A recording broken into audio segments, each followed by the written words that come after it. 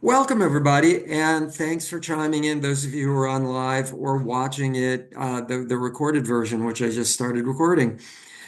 Tonight, I've been getting questions from runners. This is a discussion I did a year ago.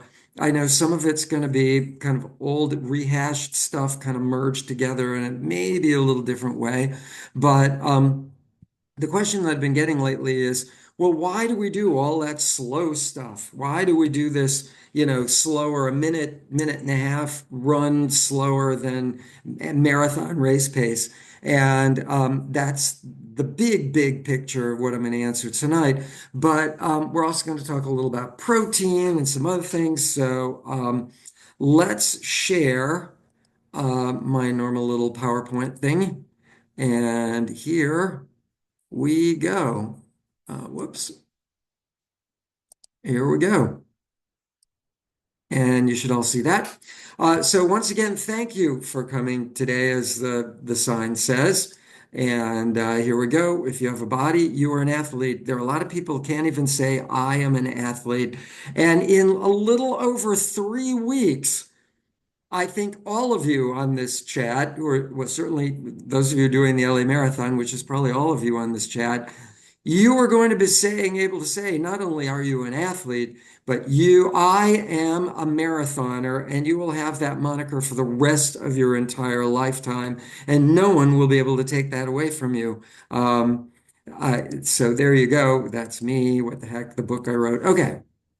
So, we want to talk about hills and high intensity work and how that affects not just your strength, but also raises the bar on where your endurance is and what that means. A lesson from doing how to do hills and what you gain from that. Aerobic, just a really quick talk about fat consumption and why that's so critical for endurance.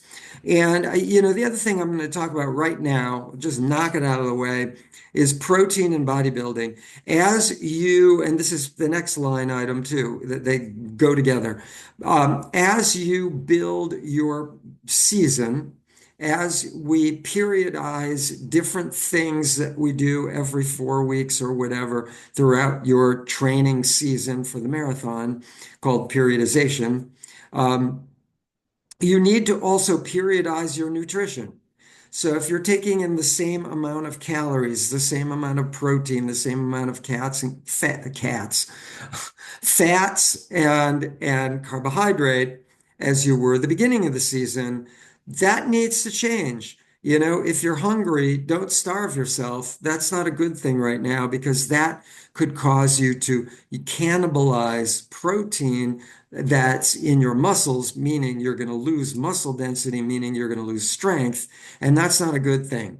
So right now, this weekend, we're all about to do, or theoretically can do, or hopefully will do, or not mandatory. Don't feel like you lose much of anything if you don't get the 20-mile mark. But we're all talking about doing a 20-miler this weekend. That's a lot of calories. The average human use, like I said a couple of weeks ago, 100 calories a mile. That's 2,000 calories for the average person. That's as much calories as your body can consume. The average person can consume 2,000 calories. That's a lot of energy output you're going to need to eat. And if you're eating like you did after a 2-3 mile run, or for a 2-3 mile run after a 20 or before a 20-mile run, you're just going to remain hungry and burn up muscle tissue. But you're also going to need more protein, because as we run, along with all that other stuff, as we run, we have these little filaments that are submicroscopic, and each filament is consisted of just single beads of protein stranded together, and they break up and they knot up. And you eat protein to rebuild that protein. And protein does go for other things, but that's primarily what you're eating protein to do. It's a terrible energy source. If you're using energy from protein, if you're creating energy from protein, you're in trouble. You're really running low on fuel, on resources, fat and carbs for fuel. So take in more of everything is really the key here, but also even in what's about to come is your taper period, 2.5 weeks or 3 weeks. Everyone benefits from at least 2 weeks of taper, and that's going to be another discussion next week. The critical element of taper, how you can gain more from taper than any other phase of training. So it's all about to end with this weekend, keep in mind. But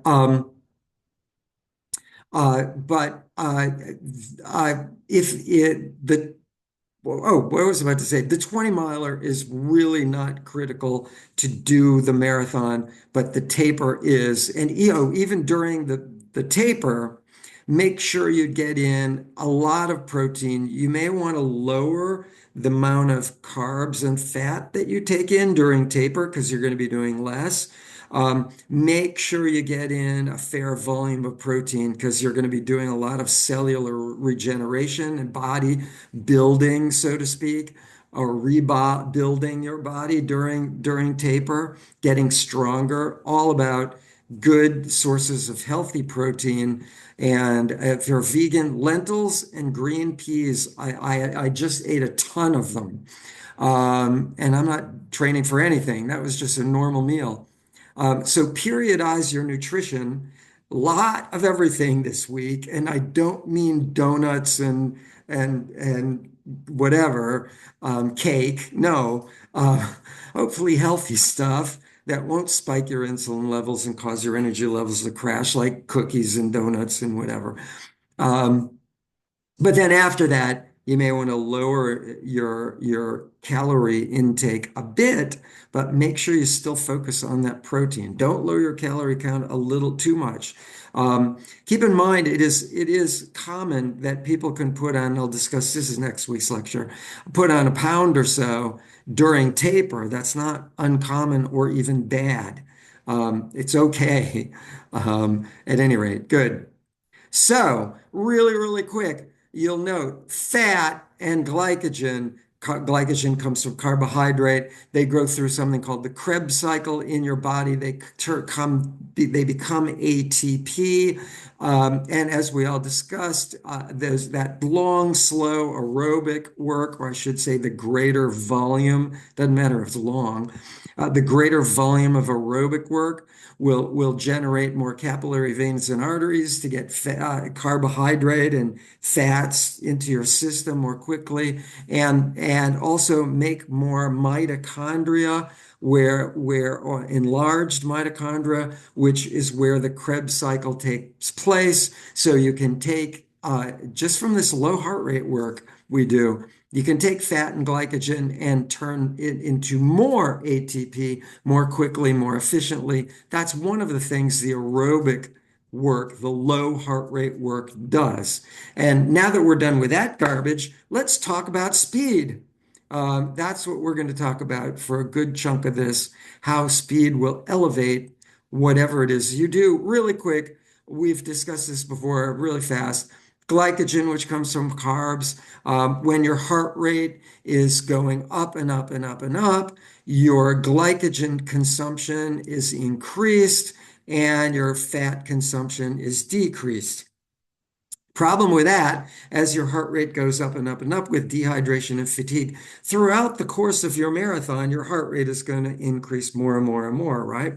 So your glycogen consumption will increase, your fat consumption will decrease. The problem with that is with your heart rate going higher and higher, the fat you have for a resource for fuel, that ATP from the last thing from this slide, fat and carbs become ATP, glycogen, right?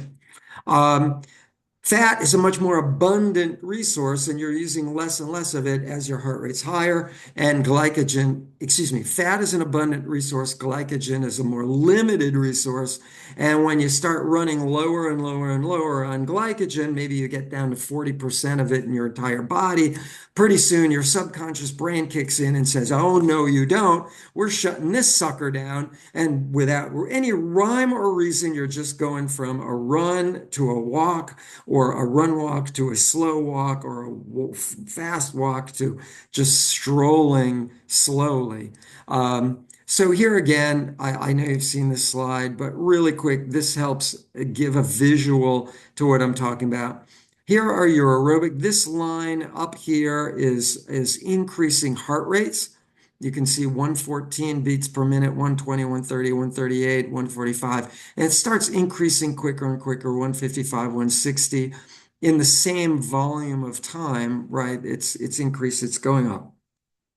Um, what does not go up from the low heart rate training of your body that you get is this, what we call the aerobic base, where this, you have kind of a baseline where the amount of, we'll call it here stress, but what we're really talking, what the numbers indicate really is lactic acid, output. Way up here, 7.22 milliliters of lactate is huge. You're like 160, this person, 160 beats per minute, cranked out 7.22 milliliters of lactate. That was really hardcore, like the end of a 5K for that person. Not HR max. They could have gone higher heart rate.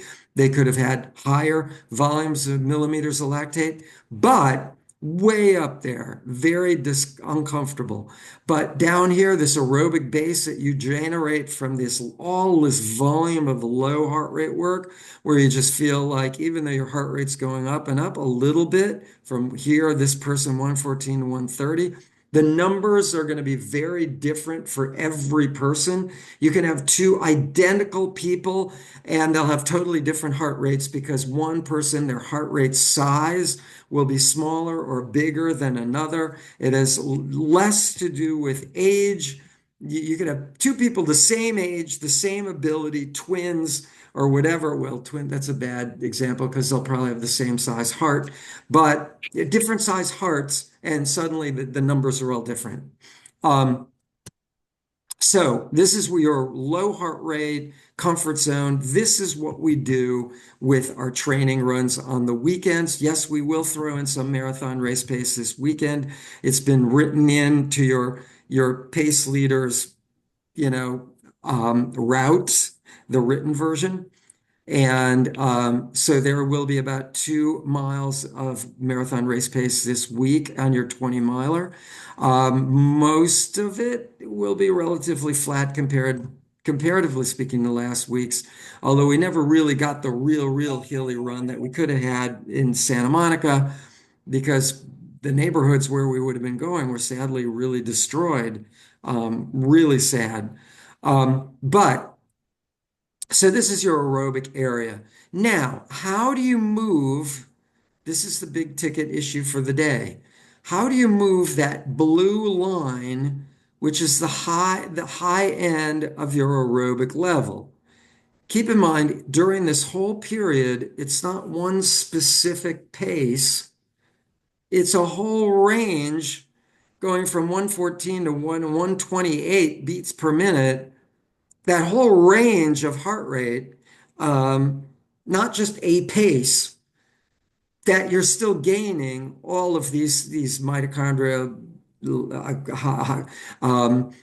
more capillary veins and arteries, more fat burning enzymes, all of that you're generating more of from this whole range here. So this whole idea of specific pace kind of goes out the window when you look at this graph or any graph of any human. We're humans. We're all the same. We all have, this applies to all people, walkers, runners. Walkers have higher and lower heart rates. We're all people. I don't care what you're doing. So good. So how do you raise that bar? How do you get so you're using more fat, which you're doing in this aerobic level? Keep in mind, aerobic means with more oxygen. Um, you use more oxygen in this area, and we need oxygen in order to metabolize fat. Without oxygen, meaning anaerobic, which you're about to see in a second, you're no longer using fat at all. So how do you raise the bar so you can tap into a more abundant reservoir of fuel rather than when you're higher heart rate, you're using a less abundant reservoir for fuel in the form of glycogen, which comes from carbs. So how do you raise that bar to still use fat going, shall we say, faster, higher heart rate, same deal? I mean, obviously, if you're going up a hill, you're going to be higher heart rate and you may be slower, and your higher heart rate will certainly cause you to use less fat. Pardon me, the more abundant reservoir for fuel. So, how do you do that? Well, the answer is pretty simple, and let's draw in a few more of these. Here's AT would be anaerobic threshold. So you go through lactate threshold, aerobic conditioning, and you finally get all the way up to anaerobic threshold AT. This person's anaerobic threshold was so narrow we couldn't even fit in the whole word anaerobic threshold. Their aerobic threshold was big, aerobic, but anaerobic wouldn't fit. This person probably could use a little more anaerobic high heart rate training to expand that high end out a little more. But the key to this graph that I'm showing you is all of these lines can be moved that way. So your aerobic zone, your fat burning zone, yes, you're still burning carbohydrate even while sitting still in the form of glycogen. You're still using it, but you're using more fat right now sitting still. You're using more fat at this aerobic zone, at these heart rates, this person's heart rates. Yours are going to be different numbers. So you do that with high heart rate work. The most efficient way to move that line, to move that threshold, pretty simple word, is threshold training. You want to move your thresholds, become more efficient? Do threshold training. No creative genius had to come up with that term. Um, Pretty simple stuff. Um, Threshold training is what you might do for a 5K, 10K. This is something that's usually, it could be less than a mile, but it's something that's certainly ongoing for longer periods of time at high heart rate work. It's on your schedule every week now. It's these Wednesday runs or run walks or walks. I've watched a lot of people. Probably the biggest increase in pace I have seen maybe ever came from Pat, who's one of the walker pace leaders in Santa Monica, who's a walker. And her ability level has just become skyrocketed from doing these longer and also faster, shorter and faster, but this high heart rate kind of ongoing training, speed work, and also the short speed work that we gave her. Um, but the longer high heart rate efforts, like they're on your Wednesday schedule right now, something like 4 sets of 10 minutes, and then you slow down. You don't stop because you want to keep your heart rate up there for longer periods of time. You slow down to recover a little bit by doing like 2 minutes at half marathon race pace, HMRP, half marathon race pace. And you don't want to get your heart rate down too far, not more than like 10 to 15 beats per minute, because then you don't want to waste time to get it back up there again. That's why your recovery is not just slow walking. So you're raising the recovery speed and you're kind of lowering the high end speed to make a far more efficient creation of moving these threshold bars to the right and increasing that aerobic zone where you're still using fat as a resource for fuel. So that's the most efficient one, those threshold runs that are on your Wednesday schedule. Far be it for me to tell you what we're doing this coming Wednesday. I don't want to scare you off, but it's written, it's in print, it's been there. You can look at it online. Or whatever. But that's the big key factor on how to not just speed up the fast stuff, the 200 meter, 400 meter, even 800 meter, 1 mile repeats. You're kind of getting both, even 800 to some degree, kind of threshold raising and speed work. But 200, 400 meter, a lot to do with speed work, engaging faster muscles, training muscles to go faster. That to some degree, if you do it enough, will raise that threshold a little. The threshold runs do it, in my opinion, certainly, and lectures that I've heard do it better, which is what's on your schedule Wednesday. It's just timed. Just go. And you'll hear yourself breathing. And that's where you want to be. Walkers, run walkers, runners, that's what you want to hear yourself breathing. Oh, I should explain.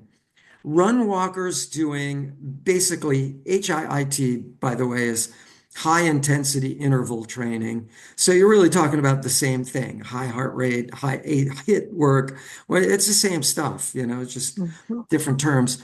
But um, for run walkers, if you can raise your heart rate really high doing a run walk, generally speaking, the design of run walk is you walk so your heart rate will go down. You don't walk so your heart rate will be elevated. You run, and as a process of that, your heart rate goes up and up and up. So then suddenly you walk and your heart rate will come down a little. So your glycogen consumption is not just going up and up and up and up and up, and your fat consumption going down and down and down because your heart rate's just still climbing. It goes up. It's kind of a zigzag. That's how it works for you run walkers. So you probably, unless you're really, really, really skilled at walking very fast, you're probably going to want to do all of high intensity interval training, all your high heart rate work, same thing, at a run pace, not at a walk. So run walkers, I get this question all the time. Should we run walk? No, I mean, if the point is to raise your heart rate, do what will raise your heart rate and run. Got it? Unless I say, like you're this absurdly gifted walker that can do like, a 9, 30, 10-minute pace walking. And I've seen them. They're out there. There are a bunch of them out there.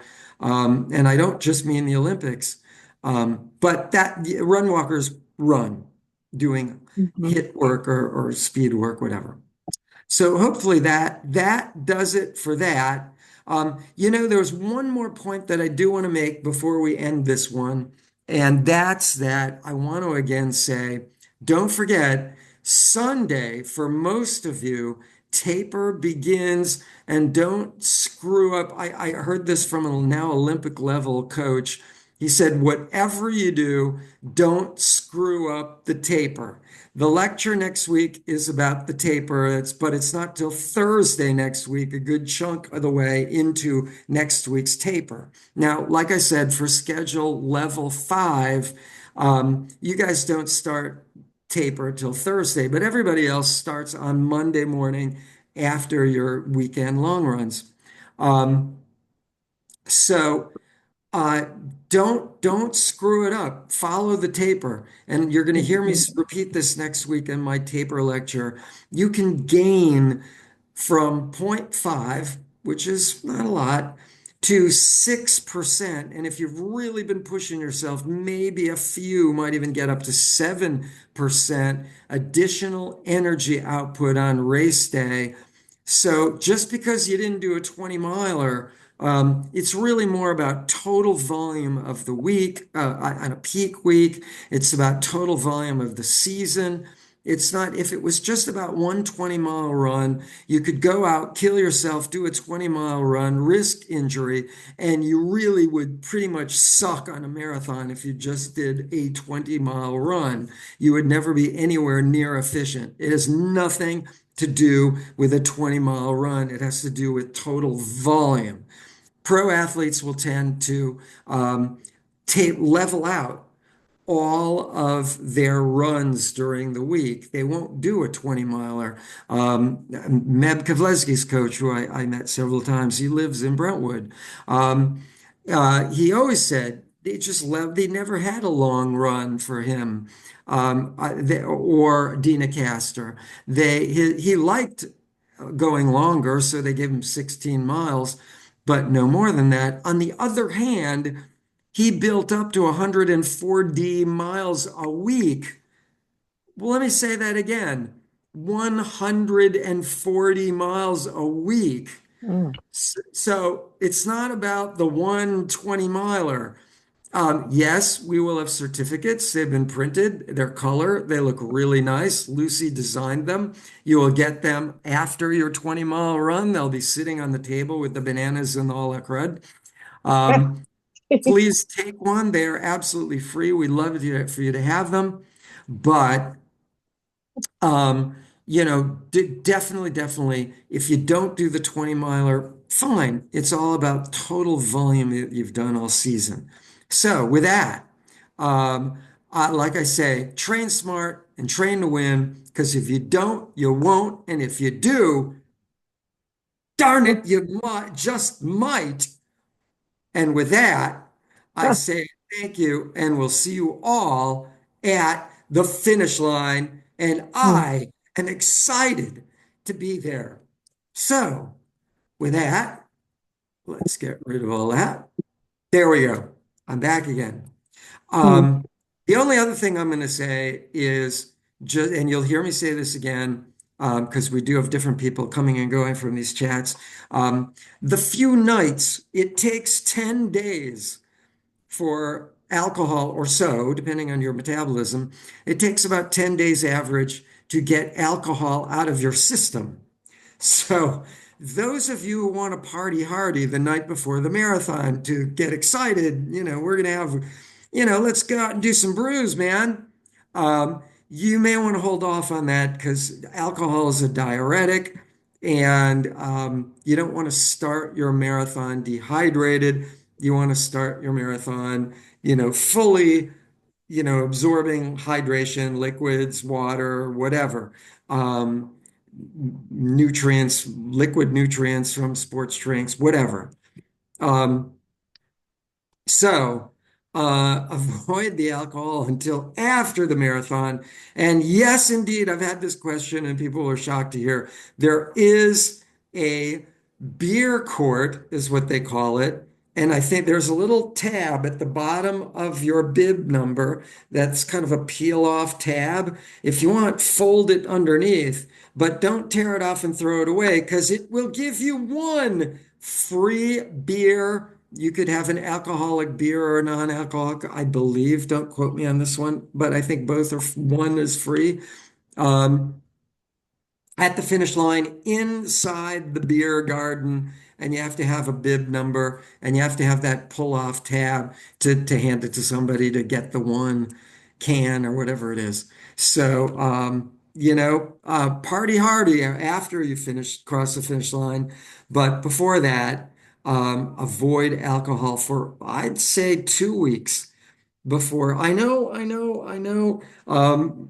2 weeks of no alcohol before the marathon is my. Ah, I know. There you go. With that, I'm going to stop our recording for this week. But those of you who are online, stay online because I will be answering questions. And for those of the 39 of you who are online right now, I thank you wow. for being on live. And hang on, I'm going to say goodbye to those watching the recording, which I'm doing now. Goodbye to all of you watching the recording. And hello to all of you online now. Good night, and we'll see you on the runs this weekend.